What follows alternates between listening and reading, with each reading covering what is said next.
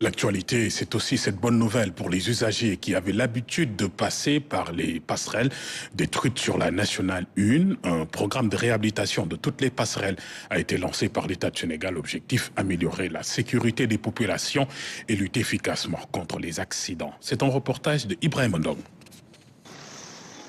Une traversée périlleuse. Au quotidien, des piétons risquent leur vie en voulant atteindre l'autre côté de la route. Ils essayent tant bien que mal de jouer la carte de la prudence, obligés d'attendre le moment opportun pour traverser. Mal à traverser la route parce que, bon, cette situation, vraiment, ça s'empire. Parce que vraiment, quand tu veux traverser ici, tu fais plus de 15 minutes, 20 minutes, et c'est anormal.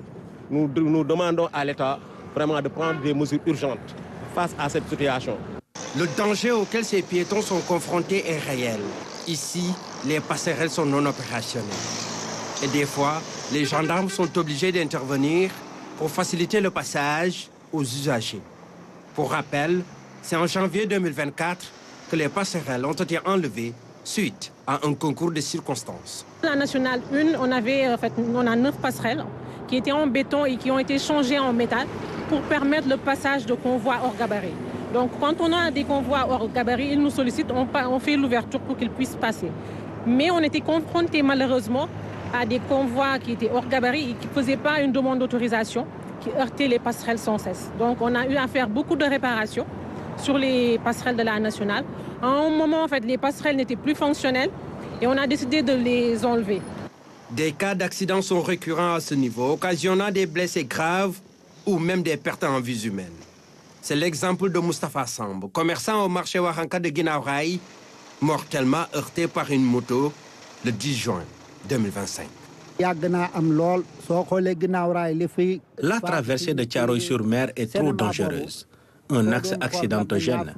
À Guinaw Rail, nous avons connu beaucoup de personnes, une vingtaine de victimes d'accidents. Moustapha Samb est la dernière alors qu'il se rendait chez lui. Un vieux qui laisse derrière lui toute une famille meurtrie. Face à cette situation, les autorités ont lancé un programme spécial pour la reconstruction de toutes les passerelles. On a un programme d'amélioration des accès routiers à Dakar.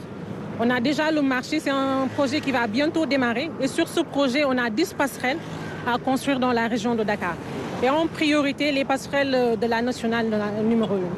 Une bonne nouvelle, longtemps attendue par les populations. Reste maintenant à appuyer sur l'accélérateur pour le démarrage des travaux au moment où certaines passerelles sont aujourd'hui colonisées par des corps étrangers.